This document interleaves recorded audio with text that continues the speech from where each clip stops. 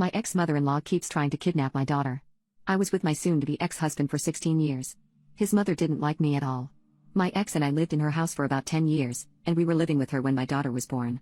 My ex is the youngest of 4 children, and his mother has always been abnormally close to him. They would go away on holidays without me more times than I can remember. I would have to host them on holidays and prepare food for them. My ex had a problem when he drank booze. He would become what I thought was a totally different person. He would be violent and aggressive. He laid hands on me when he was intoxicated. I was young and naive and believed that it was caused by the effects of alcohol.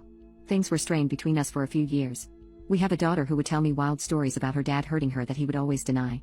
She kept telling me that they were going away at Christmas to Granny's and they weren't coming back. My ex started behaving erratically, crashing cars and leaving our daughter places and forgetting her. CPS were involved a number of times, to the point where I was the primary carer. All the whole his mother was hovering in the background. Everything imploded at the end of 2021. I fell down the stairs and broke my leg. I had to have surgery to reconstruct the bones.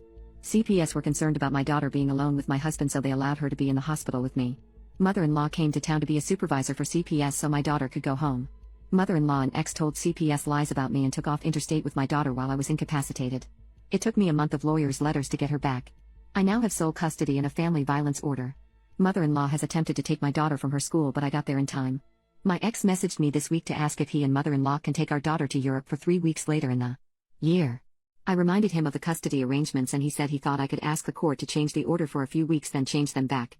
He also confessed recently that his family have always hated me and have actively been trying to get rid of me for years, going so far as having an intervention.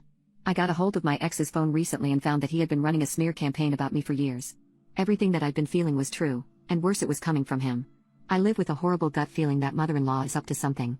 Edit. My ex died of a heart attack literally the next day after getting intoxicated. My daughter is grieving and mother-in-law won't stop calling me.